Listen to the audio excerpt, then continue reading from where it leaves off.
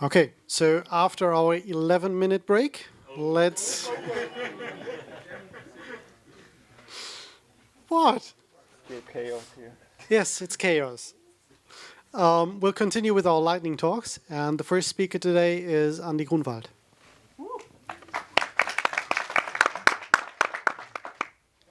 Hey, how are you? Cool? Super. I will tell you a small story about a small project we did. It's called Things with Buzzers. Before I would start, a couple of questions to you. Who of you owns a Raspberry Pi or more than one? Okay, a lot.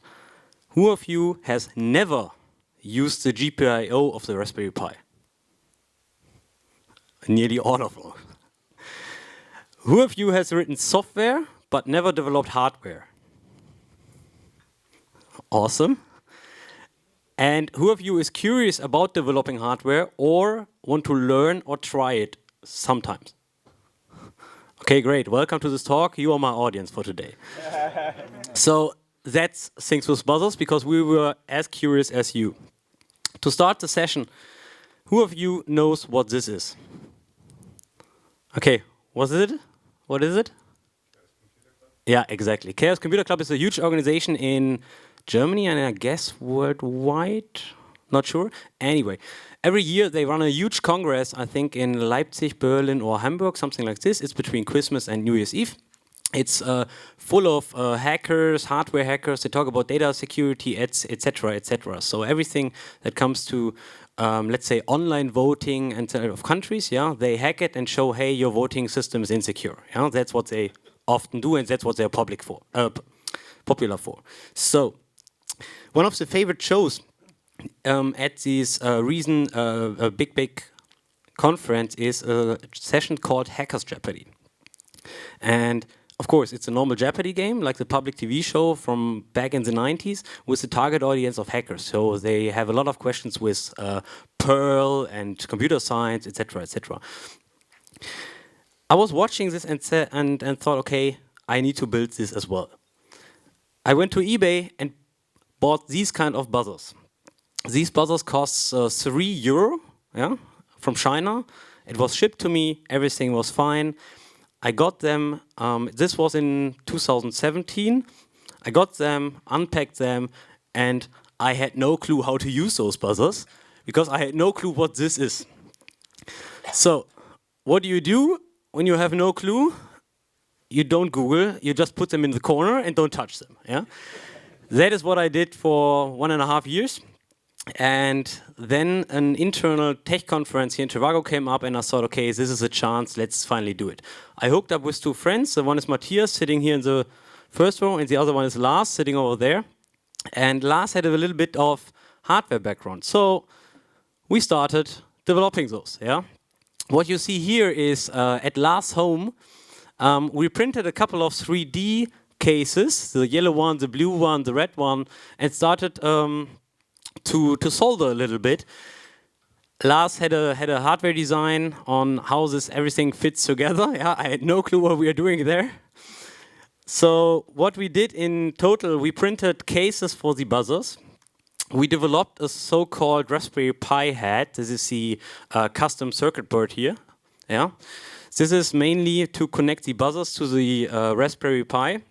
By simple USB cables. Yeah, we put it on the top of the Raspberry Pi, and on the evening we got it somehow-ish working. Yeah, that the connection from the buzzer to the Raspberry Pi works, and then we started testing it with software. Yeah, so we hacked a couple of hours, and we had no clue what we are doing. Yeah, we tested everything: Node.js, Python, Golang. Yeah, and somehow in Python it worked finally.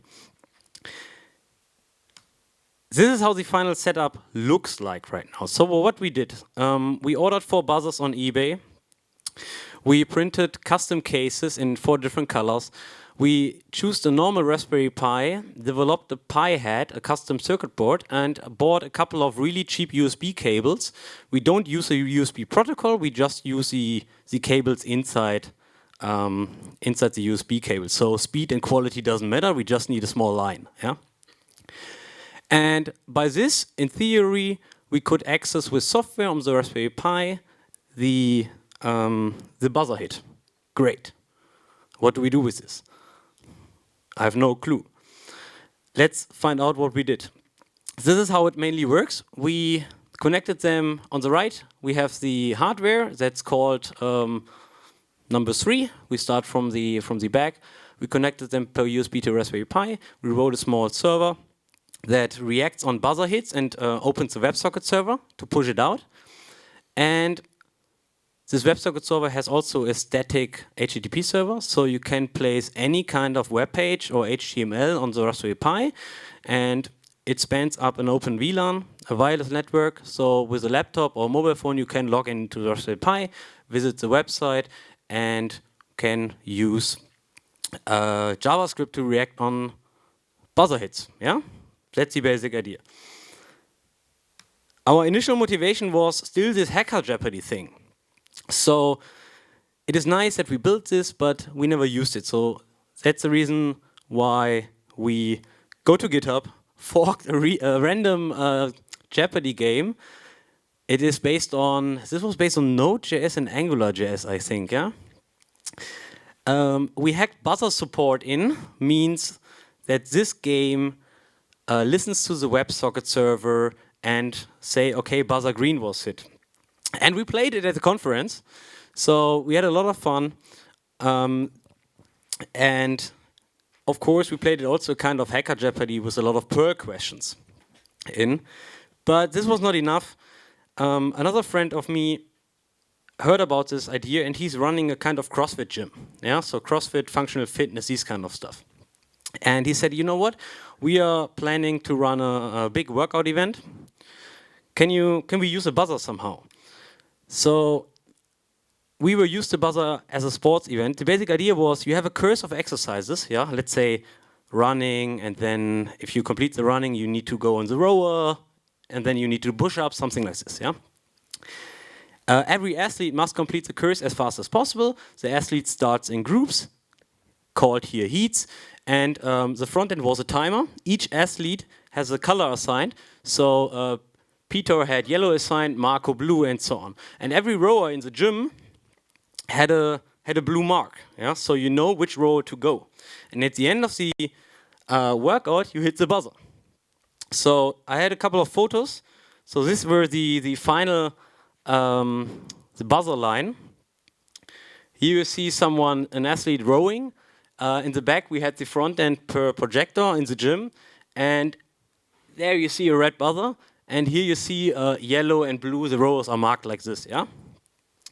The final exercise was something like wall balls, means in total you throw a ball 6 or 9 kilograms 100 times up to the target. The target is in 3 meters height, so you're completely fucked after this. The psychological effect of the athletes hitting a buzzer after completing a workout that lasts for around about an hour, yeah, was insane.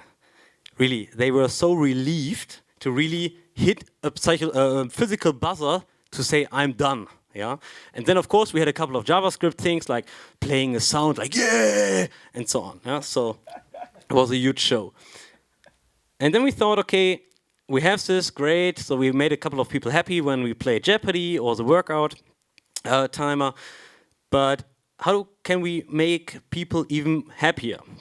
And then I put 2 weeks of my time in it, and I documented everything. I open sourced everything. You have a complete bill of materials there. How does it work? You have the 3D models there. You have a complete guide how to cable those buzzers. You have the Raspberry Pi head. Yeah, you can buy and or partly order everything yourself. You can test it with Python and Golang.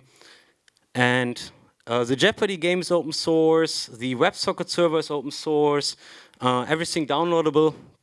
And you can use a custom or normal Raspberry Pi. I think version 2 is enough. And if you have a 3D printer or there's some services, you can order these 3D prints.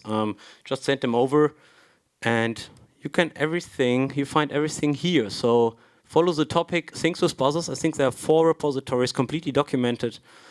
So if you want to build your own buzzers, if you have never done hardware, this is really made for dummies. Yeah, I have no clue about hardware development. I was able to build a complete own buzzer.